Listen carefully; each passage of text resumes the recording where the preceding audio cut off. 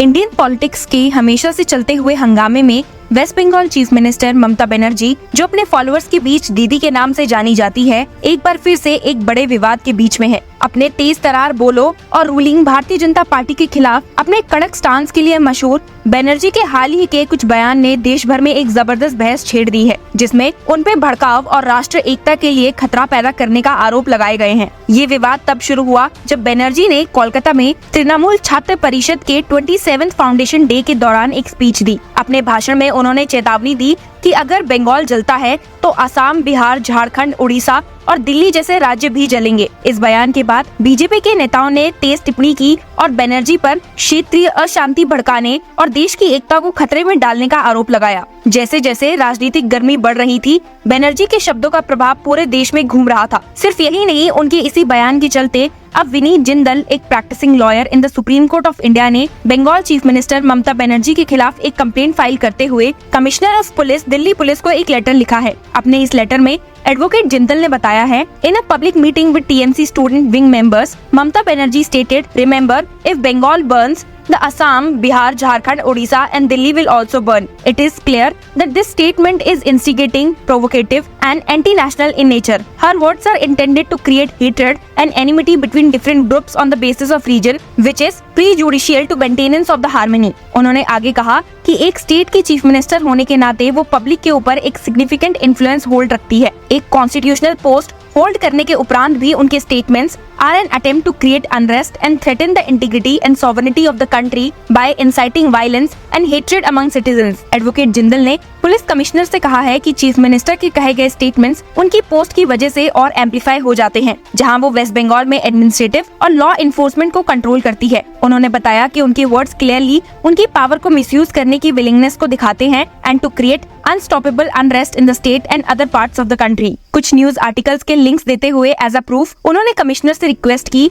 Given the instigating and provocative nature of a statement which intends to create disharmony and foster hatred and enmity among the masses of India, as she mentioned in the name of Delhi in her statement as one of the states, I being a resident of Delhi respectfully request that an FIR be launched under sections 152, 192, 196 and 353 of the BNS against Mamta Banerjee. These offences are cognizable and serious in nature. अब इस complaint पर police कैसे कार्रवाई करती है, इसका पता तो हमें चल ही जाएगा। लेकिन बंगाल चीफ मिनिस्टर का ये कहना that remember if Bengal burns, then Assam, Bihar, Jharkhand, Orissa and Delhi will also burn, उनकी आवाज में एक साथ ही जुनून और चेतावनी की झलक दर्शाता है। उनकी ये धमकी कोलकाता में हुए 31 साल की फीमेल डॉक्टर के साथ रेप और मर्डर केस के चलते स्टेट में चल रही टेंशन की प्रतिक्रिया में आए हैं। लेकिन इस स्टेटमेंट के बाद असम के चीफ मिनिस्टर हिमंता बिस्वा शर्मा ने बनर्जी पर पहला प्रहार किया और उन पर उनके राज्य को धमकी देने का आरोप लगाया। शर्मा ने सोशल मीडिया प्लेटफॉर्म एक्स पर लिखा है, Didi, how dare you threaten Assam, don't show us red eyes, don't try to set India on fire with your politics of failure. Sharma की ये प्रतिक्रिया सिर्फ शुरुआत ही थी। बीजेपी नेताओं ने भी इस पर अपनी रिएक्शंस दिए हैं,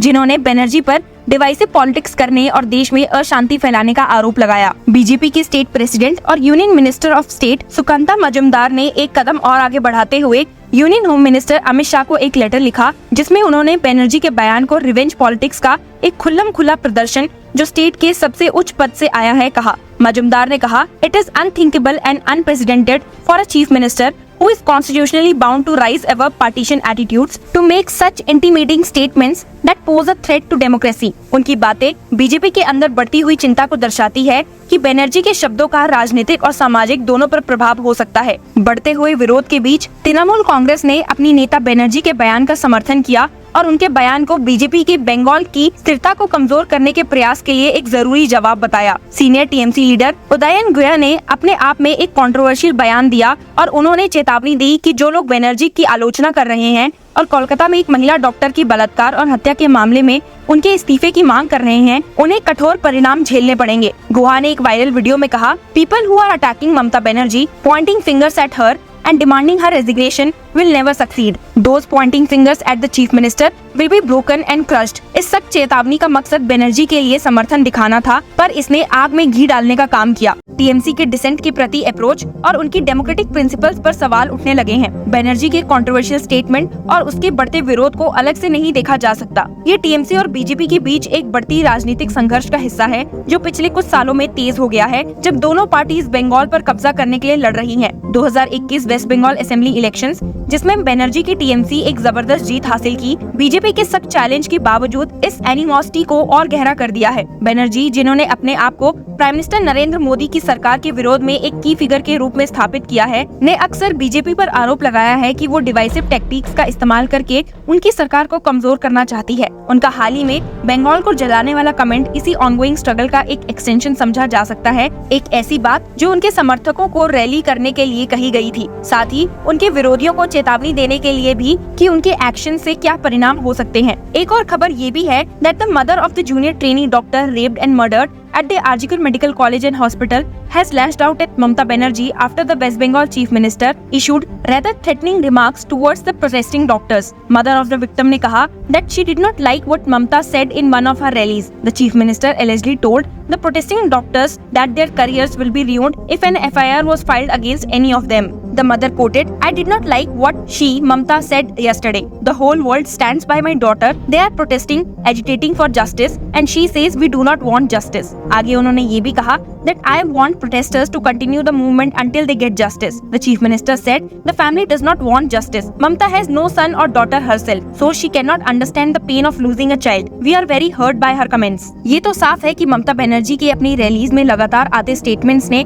न सिर्फ पॉलिटिकल लीडर्स को गुस्सा दिलाया है, बल्कि विक्टिम की फैमिली को भी। और इसीलिए जैसे जैसे ये विवाद आगे बढ़ रहा है, जनता के थॉट्स डीपली डिवाइडेड है। बनर्जी के समर्थकों के लिए उनका बयान एक बोल्ड और जरूरी कदम है, जो बीजेपी के बंगाल के मामले में दखल अंदाजी के खिलाफ उठाया गया है। उनका कहना है कि बनर्जी अपने राज्य को बाहरी खतरों से बचा रही हैं और उनके शब्द चाहे कितने ही सख्त क्यों ना हो, करंट सिचुएशन के लिए जरूरी है। दूसरी तरफ क्रिटिक्स बीजेपी के अंदर और बाहर दोनों में बनर्जी के कमेंट्स को इररिस्पॉन्सिबल और खतरनाक मानते हैं। उनका कहना है कि उनके स्टेचर के एक लीडर को अपने पब्लिक स्टेटमेंट्स में ज्यादा जिम्मेदारी दिखानी चाहिए, खासकर जब ऐसे स्टेटमेंट्स हिंसा भड़काते हैं और राष्ट्रीय एकता को डिसरप्ट कर सकते हैं। उनके खिलाफ एक कंप्लेंट दर्ज होने से ये कंसर्न्स और गहरे हो गए हैं, जो उनके रेटोरिक के कानूनी और एथिकल इम्प्लीकेशंस को और हाईलाइट करते हैं। ये पहली बार नहीं है जब ममता बनर्जी अपने बयानों के कारण विवाद में फंसी हैं। अपने पूरे पॉलिटिकल करियर में बनर्जी अपने लड़ाकू स्टाइल और पावरफुल विरोधियों का सामना करने के लिए मशहूर रही हैं। अक्सर ऐसे शब्दों के इस्तेमाल करती हैं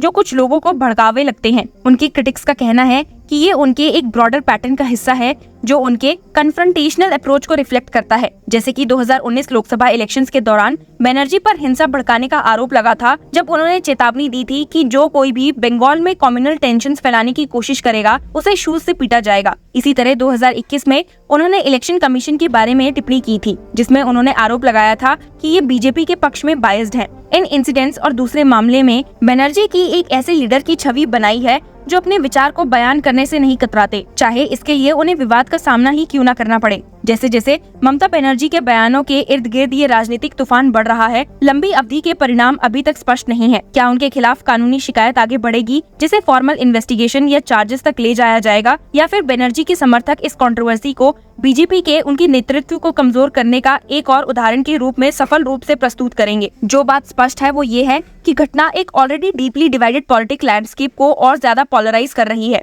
बनर्जी के शब्दों ने, चाहे इन्हें एक वार्निंग या एक धमकी के रूप में देखा जाए, फिर से इंडियन पॉलिटिक्स की हाई स्टेक्स नेचर को हाईलाइट किया है, जहां एक लीडर के मुंह से निकली हुई बात दूर तक प्रभाव कर सकती है। जब ये सब शांत होगा, एक बात तो निश्चित है, ममता बनर्जी का इंडियन पॉलिटिक्स में स्थान एक पोलराइजिंग पर सख्त लीडर के रूप में अब भी मजबूत है। क्या ये लेटेस्ट विवाद उनके इरादों को मजबूत करेगा या उनकी स्थिति को कमजोर करेगा? ये एक ऐसा सवाल है जिसका जवाब सिर्फ समय ही देगा। फिलहाल उनके बयान पर ये बहस हेडलाइंस में छाई रहेगी। देश के पॉलिटिकल डिस्कोर्स को शेप करने में शब्दों की ताकत का एक ये रिमाइंडर बनेगा। पर आपका इस न्यूज पर क्या कहना है? Share with us in the comment section and keep following law chakra.